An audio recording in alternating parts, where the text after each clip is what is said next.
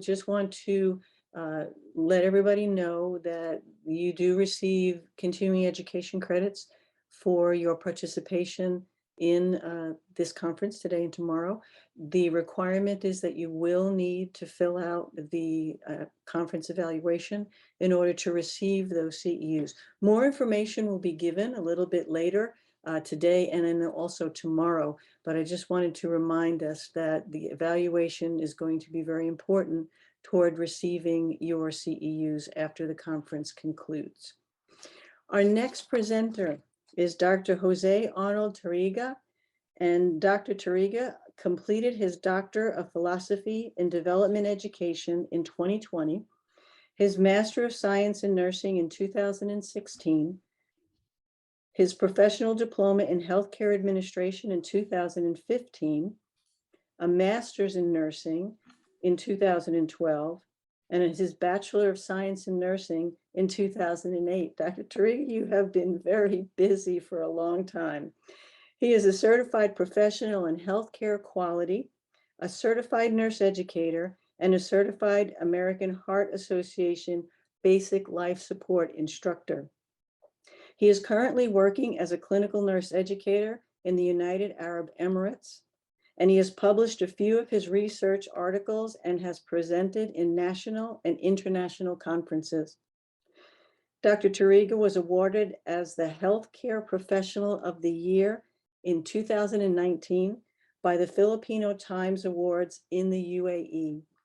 He is currently one of the scholars of Sigma's 2020 Nightingale Challenge. Dr. Tariga, thank you for being with us. Please welcome Dr. Tariga. Thank you so much, Dr. Hedges, and good afternoon, or is it good morning in your side of the world? So it's good evening from my side of the world.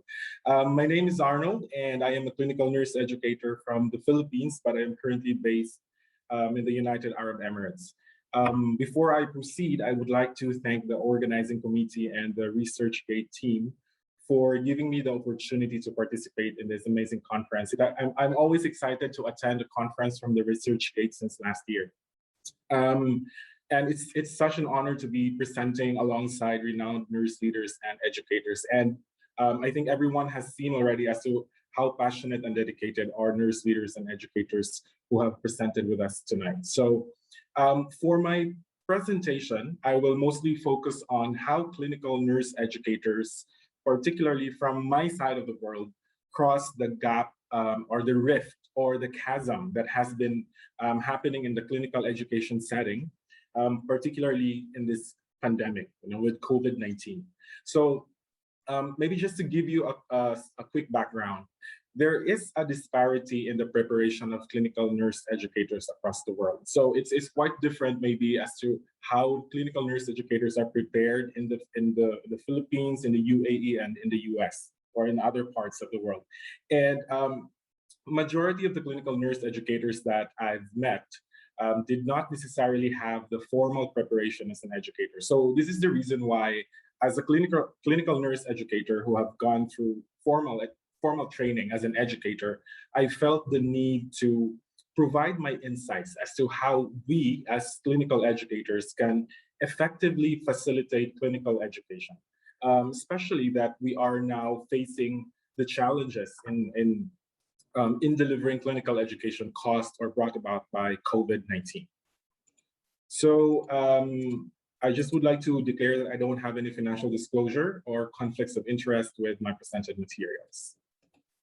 So in the next 30 minutes or so, we're going to be looking at exploring the challenges and transformations brought about by COVID-19, particularly in clinical education. And I believe a lot of those challenges have already been mentioned earlier, and even Dr. Hedges has mentioned in her presentation as to what are the challenges faced by the nurse graduates in her class.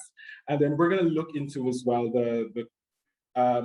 how clinical educators can effectively shift and adapt to the new normal, considering that there's a paradigm shift in how clinical education is being done. So I think for those, if I do have fellow clinical nurse educators who are here in this session, I think you would agree that there is really a difference in terms of how it was done before COVID and how it is being done now in during COVID. It's not just in the academe, but it's also happening in the clinical setting. And then one of the challenges as well for us, especially in the clinical setting, is because there was an influx of nurses who might not be trained in the specialization that or in the area that we are working, there needs to be a rapid bridging in terms of the theory to practice gaps in the clinical settings. And this is where I would love to introduce the ADDI model, which I think maybe some of you might be familiar already, in terms of how do we structure the educational materials that you will be delivering in the clinical setting. Okay, so first let's talk about the challenges and transformations brought about by COVID-19. So I know that because I think we're almost like 2 years now since COVID was initially announced, since March of 2020. So I know that everyone is very familiar already in terms of what are the challenges, what are the transformations. But I think we have to recognize that despite the fact that we've started having vaccinations, I think we are better now in terms of managing COVID. It is still a fact that COVID-19 has continuously ravaged our healthcare system. And in fact, COVID-19 has highlighted the pre-existing issues being faced by healthcare organizations. So we all know that with COVID-19, there is physical and mental exhaustion of our healthcare workers, because sometimes they don't have the time to rest because there's a lot of patients waiting for them in the healthcare facilities. There is compounded resource constraints. So even for the PPEs that our healthcare professionals are using, there was a shortage before it was compounded during COVID-19. We already have staffing shortage. Like it has always been mentioned, if you see the reports from the World Health Organization, there has always been mentions about having a staffing shortage. And of course, with the increase of number of patients in the hospitals, then of course there is a problem with the staff and patient ratio. And another factor, another area that is highly impacted with COVID-19 is clinical education and training. Okay, so one of the significant areas that might not be looked at very frequently by healthcare professionals is how clinical education is delivered during this pandemic. Okay, so being a clinical nurse educator myself, I did face a myriad of challenges and transformations as well. So one of the challenges that I faced was there was a short notice on transition from face-to-face to the e-learning. So in the clinical setting, when we are teaching, because a lot of the things that we teach our nurses are very skills-based, we of course prepare the face-to-face modality of delivering educational sessions. But because of the challenges of doing a face-to-face and with the restrictions of social distancing, then immediately when COVID was announced, all of our facilities informed us that we cannot now deliver face-to-face training. So we now have to transition to e-learning. So it was quite challenging for us, especially well, I cannot say if it's true to all organizations, but for us, because we did not initially have e-learning platforms. Okay, so it was sort of like a learning curve for me as well in terms of how to use specific e-learning platforms and modify them in a way that will be friendly to the nurses as well. And then in relation to that, of course, as what I've mentioned, we did not have initially the e-learning platforms, which then led to technological challenges, not just for me as an educator, but even for the learners, for the nurses who are not familiar with those platforms. There was suspension of clinical rotations for student nurses who were affiliated to our facilities. There were time limitations in training delivery because we were not allowed to be in a specific location for more than 15 to 30 minutes. There was a restriction of activities with direct patient contact. So most of the time, in the clinical setting, our skills are honed more the more we are exposed to the patient. But because they said that you cannot be at the bedside all the time, so there was a restriction that eventually led to a lack of hands-on practice, okay, for our nurses and even for the student nurses as well. And because of COVID, of course, we are all aware that there is increased psychological distress. And with this increase in psychological distress, this definitely can hinder, can impair the ability to learn, okay? And then one of the main thing as well, because of the transition to e-learning process, there was there seemed to be one-sided discussion. So for example, like what we are doing now, it will be quite different when we are having a face-to-face discussion, because I can directly ask questions to the participants. But in most of the time, although I know that you might be interacting or you might be commenting in the chat room now, but I cannot actually easily see your comments, for example. So most of the time, it's the person who's discussing will just be leading the discussion, and there is minimal interaction as compared to face-to-face discussion. But despite the challenges, there were also transformations that happened with COVID-19. So one of the main transformations, which was initially a challenge, was the adoption of e-learning modalities. So in a way, I think from my perspective, when we started the e-learning, when we started adapting to e-learning modalities, it has given us the ability to access more staff, or to provide the training to more staff. So for example, in a regular session where we can just accommodate 10, with the virtual trainings that we have been conducting, sometimes we can now accommodate 40 to 50 people. It also helped out in a way in terms of the logistics, and even with locations as well. So for example, the trainings that we are doing in my area can now be shared to my colleagues who are working in a different location, okay, because it's now more accessible. So for us to consider that as a transformation. And then there was the rise of virtual reality. So I'm not so sure if everyone is familiar with virtual reality, but most of the time with virtual reality, you use your what do you call this one? Your goggles, you connect your phone, and then sometimes you connect it to your computers, and then you can do some simulations without touching the patient, but you can actually see some scenarios in there that are lifelike. Okay, so that is one improvement or transformation as well. Although it has really started for quite some time, but I think there was an increase or a rise in terms of its popularity during the COVID-19. And then there was an increase as well in terms of remote conduction of assessments and evaluation. So I think there has been a lot of changes in terms of proctored tests or assessments. So before, much of the test, for example, like for simulations, it needs to be done face-to-face. But with the advent of COVID and with the advent of technology, of course, now assessments can be done from afar. Like we can just set up a room, for example, and then the nurses can perform specific skills. They will be monitored with a camera or something like that, and then they can be evaluated in terms of performance. There's also an increase in telehealth and telemedicine. So majority of the, for example, for the consults now, if they have been identified as not emergent, sometimes we can just call physicians or nurse practitioners and do the consults through telehealth or telemedicine. And of course, the digitalization of healthcare. So I know that maybe in US or the other Western parts or the more developed countries, there's already digitalization of healthcare, but for some areas in the world, especially the developing countries, there was lesser digitalization, but not until COVID. Okay, so because we were forced to change into using e-learning. Okay, so how do we adapt as clinical educators, especially with this new normal? Because you have a lot of challenges. There's a lot of transformation. So basically, sometimes it might be a bit challenging for clinical educators to adapt to this new normal.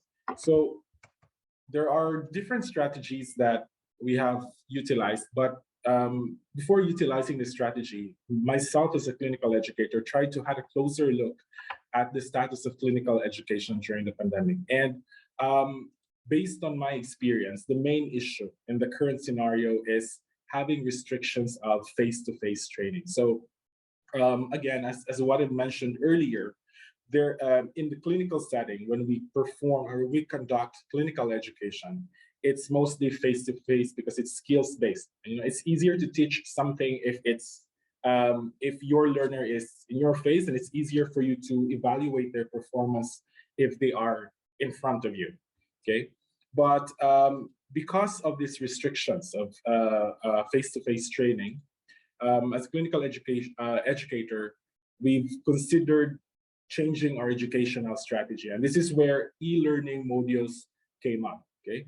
But one thing that we have identified is that having an e-learning module and giving those e-learning module to your learners are not enough. You have to be present. Okay, so there is a massive difference if the educator is virtually present when you are delivering your e-learning modules. So part of the key action plans that we've considered is module development using a learning management system, which was also quite challenging for us because again, I do not work in the academe. So I know that in the academic setting, you know, there are, well, I work part-time as an instructor recently, but then as a clinical nurse educator, I was not necessarily familiar with different learning management systems, not until the COVID time. And then there needs to be a training as well for the educators in terms of virtual presence, because again, some of them might not be technologically inclined. Some of them might not be familiar as to how to be virtually present. Even nowadays, when we are doing some virtual sessions, you know, like our new educators, when we do the Zoom discussions, sometimes they still struggle as to where to find their face in the in the screen, how to turn off or to turn on their mic. So this type of things can also impact in the way you deliver your educational materials. And then operations side of it has to be looked into as well. So how do you conduct your virtual trainings? What are the things that you need to have? So even even having a proper Zoom account, you know, a corporate Zoom account is needed, for example, because having a corporate Zoom account can also impact as to the number of attendees that you have or the duration of the lectures that you can do. So these are sort of like minor things, but are actually quite important in ensuring that you have an effective e-learning delivery.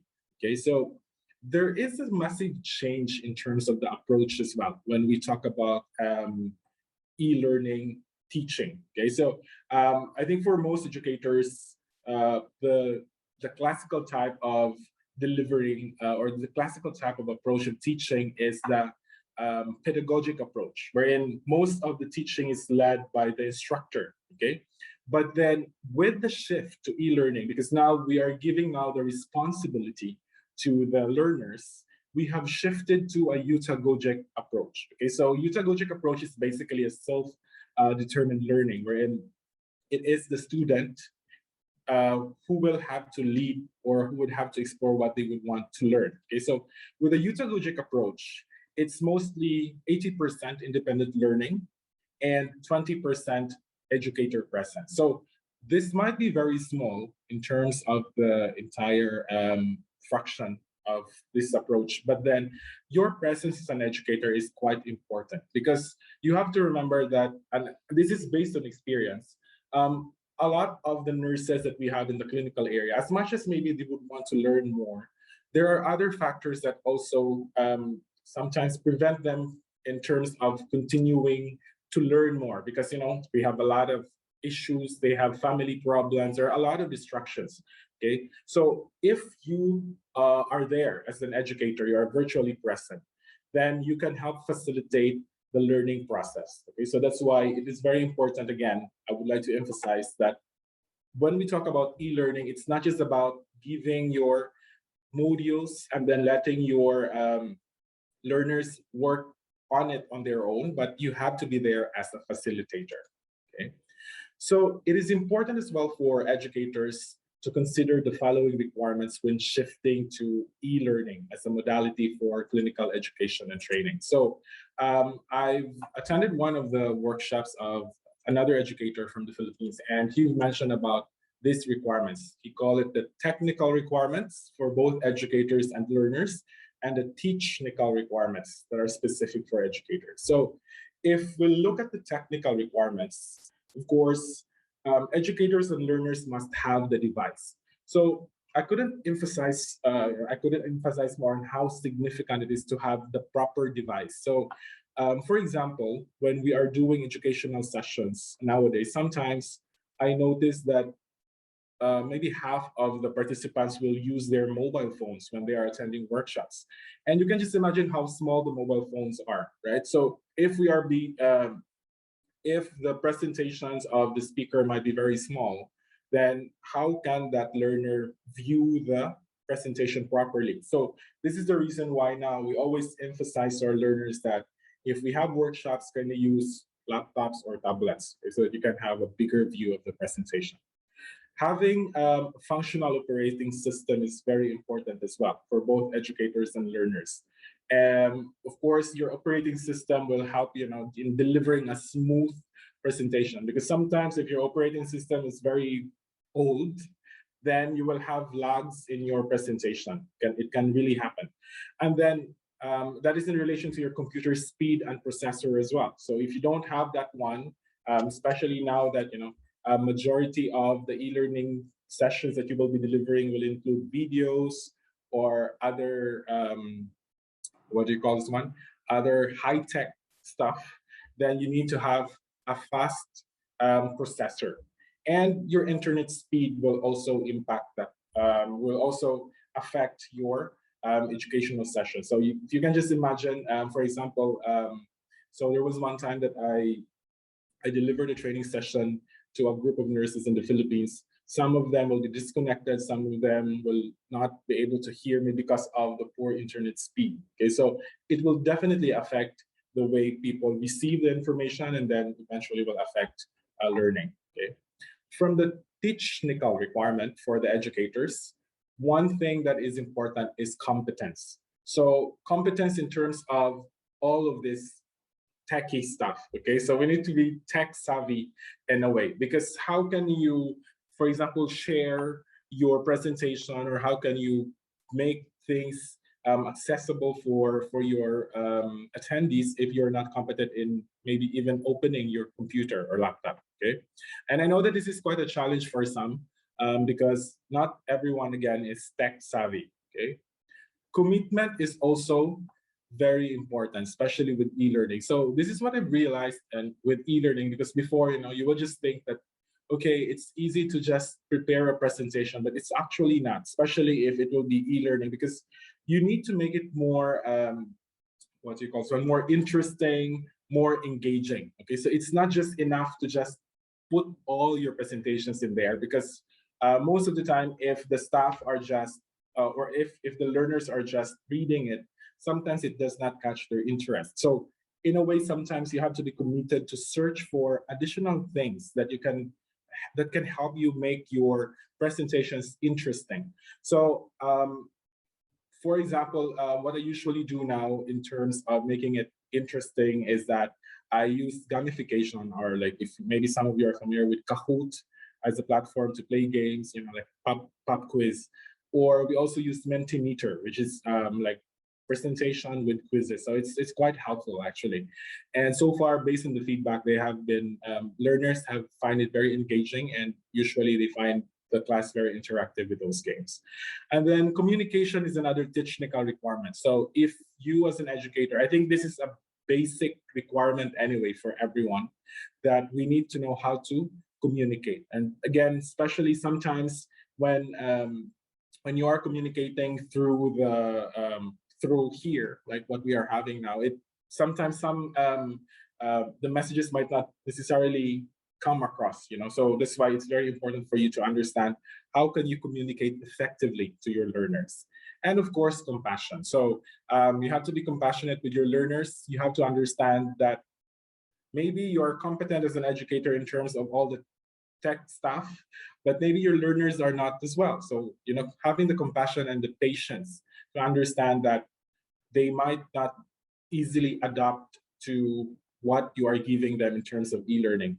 And I do have a first-hand experience in this one, because most of the time now, like if we have new joiners who are sort of like older nurses, and then when I give them like the instruction to use this platform for your induction and orientation, they will send me hundreds of emails asking, or they will call me multiple times, even during nighttime, asking me as to how can I access this? How can I do this? Because I'm not familiar with this. Okay, so you need to have that patience and compassion. Okay. So once you have all those requirements and you would want to venture into designing an effective and efficient e-learning environment, you also need to consider the following factors, which I call the 4 Ps. Okay, so for you to have an effective and efficient e-learning environment. So one is knowing the people.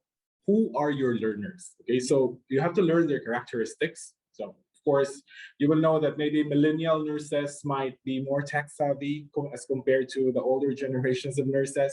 You need to know your demographic profiles, the level of preparation, and the literacy levels. So will these nurses be able to understand using this type of modality in terms of teaching? Okay, so knowing your people or knowing your learners. Another P is knowing your product. What is your course? What is your output? Okay, what is your course description?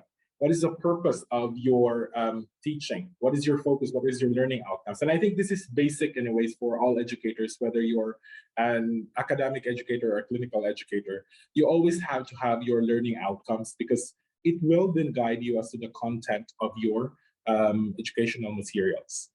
Another P is knowing your media or your process. How do you deliver it?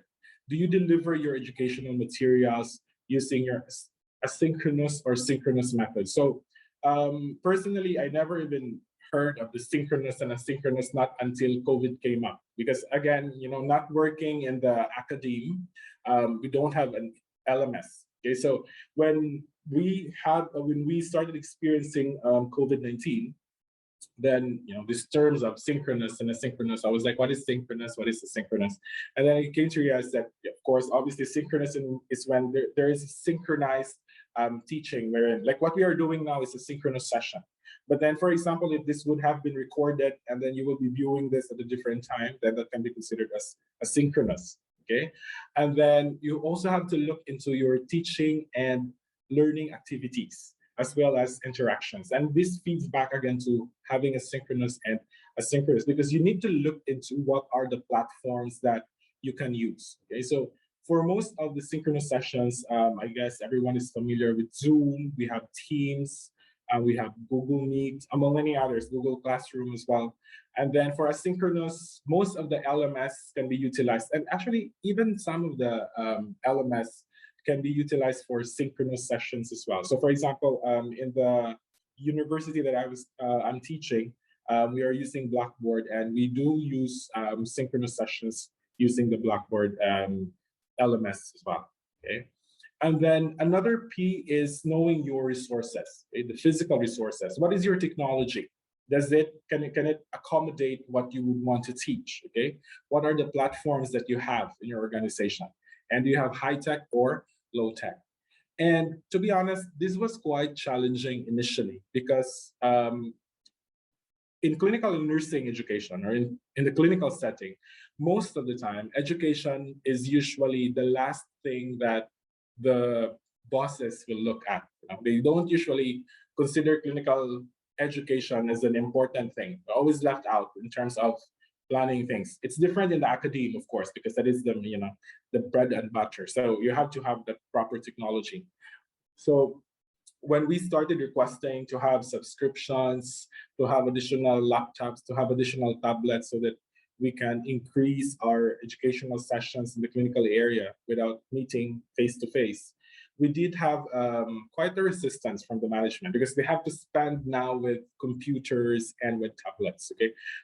Eventually, though, we were able to show them that it did make a significant impact in terms of improving or enhancing the competencies of our nurses in the clinical area. So now, they are now happy to provide us with the financial support in terms of acquiring resources. Okay, so when we talk about the content, because we've mentioned that is one of your P, your product. Okay, so clinical educators must consider specific characteristics of your content, what you deliver. Okay, so first is that it needs to be learner-centered. Okay, so when we talk about learner-centered, your e-learning materials or the curriculum that you're using should be relevant and specific to the learner's needs, okay? And it should be specific to or relevant to their roles and responsibilities. And then again, it needs to be interactive. Okay, so it's so difficult. Like for example, I know that maybe for some of you now who are just listening, and even for me, sometimes it's because I'm used to asking questions to my attendees. Sometimes it's very difficult when your session is actually not interactive.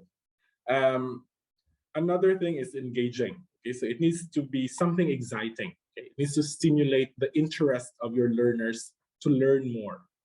And there should be personalization at a certain to a certain degree. Okay, so personalization is they can self-pace. So for example, as much as we do have like synchronous sessions, it will also be nice that for them to have the ability to actually go back to this training session. Okay, so this is why most of the times you can see, we are trying to record the sessions that we have so that at a later stage, if I want to go back, then we can counter check the previous content of your presentations. Okay, so just to emphasize in terms of maintaining learner engagement. So for us to facilitate learning, learner engagement is very important. And to achieve that, we have to promote participation. Okay, there needs to be active involvement. So for example, if you're a nurse educator delivering a workshop on preceptorship, and from my previous experience, preceptorship workshop is one of the most engaging and lively workshop that we always have. So you have nurse educators or nurse preceptors and exchange experiences. But when COVID happened, it was quite challenging because again, you use Zoom and sometimes it's difficult for them to interact with their colleagues, for example. But if you just know the technology that you are using, so for example, with Zoom, you can actually have breakout rooms. So that's what we started doing. So during the workshop, we assign them specific topics. We allocate them to specific breakout rooms, and then they start discussing. And then after that, they go back to the main room where they can share what they have discussed. Okay, so that's one thing of promoting participation and active involvement. So it shouldn't just be one way of teaching, wherein myself as the lecturer will be talking all the time and my participants will just be listening. Okay, and sometimes you do not even know if they're really listening. Okay, you have to stimulate interest. So how can you stimulate their interest and excitement? Again, you can use gamification. If you know any platforms where you can have games, people like to be in competition with others. So again, I really find Kahoot very helpful in terms of stimulating interest because people would want to compete. And of course, sometimes we give some small prizes as well. So they will be motivated to participate. And then it needs to be multi-sensory. Okay, so it's not just about me talking all the time. You can also show videos or some other ways to stimulate their senses. Okay? And you have to be ready. Okay, readiness from the side of the clinical nurse educator is very important when you are facilitating e-learning sessions. So as what I mentioned in my learning objectives, another issue that we are facing in the clinical setting, aside from the shift from the face-to-face to e-learning modalities, is also the need to rapidly upskill our nurses. Okay, so one of the main concerns, I'm not so sure if it's true to most organizations, is of course staffing shortage, right? And most of the time, there are a lot of facilities who are specialized, okay? And because they are specialized, they need specific or they need nurses who are specifically trained for their services. So let's say, for example, a rehabilitation facility. So of course, if you are a rehabilitation facility, you would want to employ nurses who have been trained rehab nurses, okay? Or if you are a critical care unit, you would want a nurse who has been trained in the ICU or other critical care settings, okay? In my setting, we are a long-term care rehabilitation for ventilated patients, okay? So it's quite different because long-term care in the other parts of the world is quite different to the long-term care that we have here. So on a normally, we usually hire nurses who have experience in ICU because majority of our patients will be ventilated. But this was an issue during COVID-19 because, majority of the hospitals all over the world would want to have an ICU trained nurse because a lot of the COVID patients will be mechanically ventilated. Okay? And because of that, we could not bring in ICU trained nurses. So with that, we were forced to bring in non-ICU trained nurses. And it was very challenging at first, because you can just imagine how challenging it is, not just for us actually, but also for the nurses themselves to be handling a patient with complex needs with mechanical ventilator that they do not even know how to manipulate. Okay, so this is the reason why our team and the clinical educators were tasked to make sure that these nurses will be rapidly skilled to make sure that they are competent and confident in handling our patient population. So this is where the ADI model came in. Okay, so we've utilized the ADI model of instruction to formulate our educational materials for our nurses. So for those who are not familiar with the ADI model, it's basically like your nursing process. So if you can remember your nursing process, you have your ADPI, your assessment, diagnosis, implementation, planning, and interventions, evaluation. Okay, so ADI is a 5-step approach wherein you start with analysis. Okay, so what do you analyze? You analyze the training needs of your staff. Okay? You can look at the scope of practice as defined by the Department of Health or your regulatory body. You can look at the job description of that specific role, or you can just have a general survey as to what they feel is the need, or base it on your training needs analysis for the organization itself. Okay, so once you have analyzed or once you have gathered the data, then you will now be able to design your courses. Okay, so what will be your learning objectives? So this is not the time that you specify who will attend your workshops, how will you deliver the workshops, how will you assess if learning will occur. Okay, so this is the time that you will also have to design your instruments of assessment.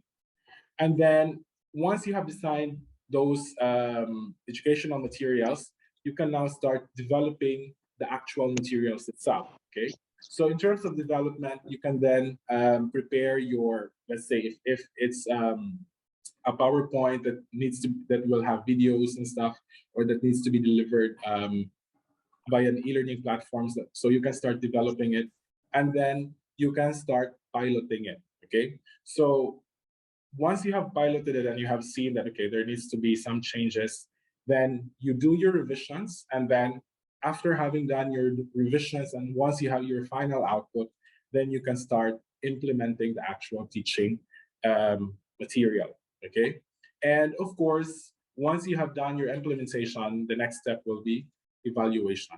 But you might have seen that evaluation is in the middle of all those steps. So you have to remember that evaluation has 2 phases. You have your formative evaluation and your summative evaluation. Okay, so all throughout the different processes, while you are going through the analysis phase, designing phase, development phase, implementation phase, you evaluate all the things that you have been doing, okay, so that you can revise as you go. And I think this is the beauty with the ADI model, because you don't have to wait up until the end before revising. Because maybe if you will wait up until the end and then you'll realize that, oh, something is not working, so I have to revise again from the first step up to the last step. Okay, so in terms of the evaluation, the summative evaluation, we have adopted the Kirkpatrick's 4-level evaluation. So for those who are not familiar with the Kirkpatrick's, there are 4 levels that we look into. So the first level is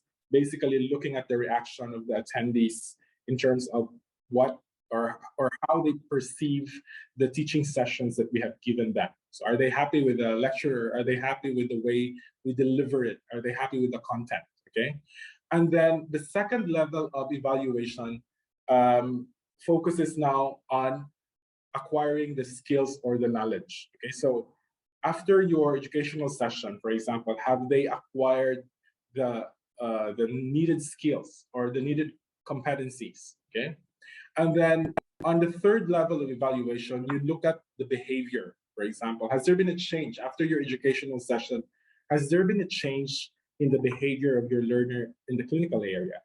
And then at the last stage, you look at the impact of your educational session to the organization. Okay, so has it impacted in terms of your key performance indicators, for example?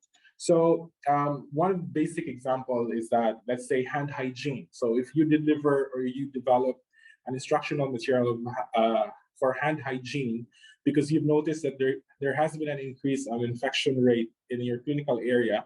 So the level one evaluation will be to look at whether the attendees were happy with the way you present, with your materials, okay? And then the second level of evaluation will then look at whether your attendees are now able to perform the proper steps in your hand hygiene, from step 1 to step 11 if it's hand washing, or step 1 to step 6 or 7 if it's hand rub, okay? And then the third level then will look at whether there has been a change in their behavior in the clinical area. So now, are you seeing your nurses now performing hand hygiene even if nobody is looking? Or are they performing the hand hygiene in the 5 moments of patient encounters, okay? And then the fourth level of evaluation is looking at whether there has been a decrease in the infection rate of your hospital. Okay, so this is how our team utilize the ADI model of instruction. So I just would like to share how we utilize it in terms of bridging the theory to practice gap. So this is ADI model in action during the pandemic. So as what I've mentioned, one of our identified gap is the staffing shortage in the clinical area. And the pandemic has compounded the staffing shortage, not just in our locality, but actually worldwide. And as what I've mentioned earlier, to address this issue of staffing shortage, our facility hired new nurses, but some of them were not experienced or trained to handle our patients. And as what I mentioned earlier, most of the patient populations that we have are ventilated patients or patients with a lot of comorbidities, which are very complex to look after. So what we decided is, of course, when we tried planning for a strategy, then we've identified the need to bridge that gap because of the rift created by COVID-19 in terms of theory to practice gaps. So we've decided to develop modules that we feel are needed to upskill them and to ensure that at a later stage they will become competent and confident in our clinical area. So in the analysis phase, we did a brainstorming session with the leadership team, as well as our charge nurses, our shift in charges, and we also conducted a training needs assessment, okay? Because of course, the nurses in the clinical area would then know what should these new nurses need to know once they join the team. Okay, so we did a brainstorming sessions and training needs analysis. And then after we have done the brainstorming sessions and the training needs assessment survey, we eventually came up with the core competencies. Okay, so this core competencies eventually led to the development of 3 transition modules.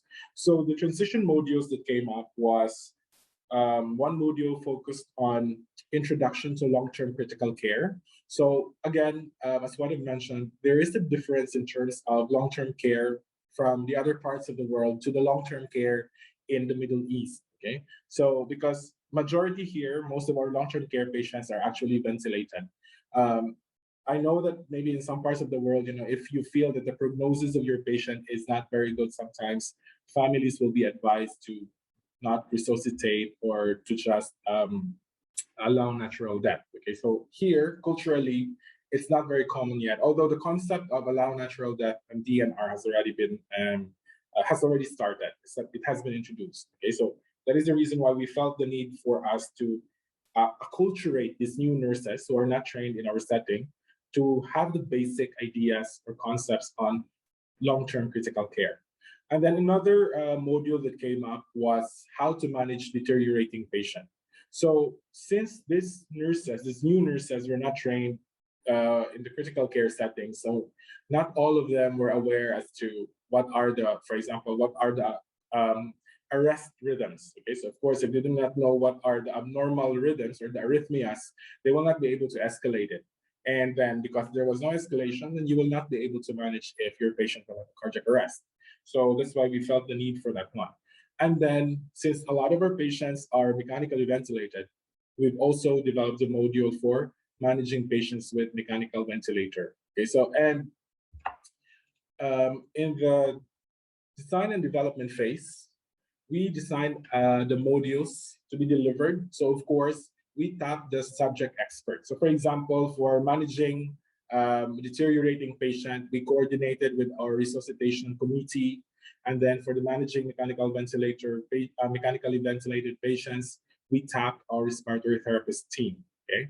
And then we developed the training materials and assessment tools as well. So basically we came up with a checklist that assesses the knowledge and the skills aspect of the staff. And after having designed and developed the materials, we then implemented training sessions. So we did the different sessions with the staff, and after implementing the sessions, we conducted the evaluation through competency checklist. So aside from observing them in the clinical area, we also conducted observed structured clinical evaluations. Okay, so we have OSCEs to check if they are really able to apply the knowledge that they have learned to manage specific conditions of the patients.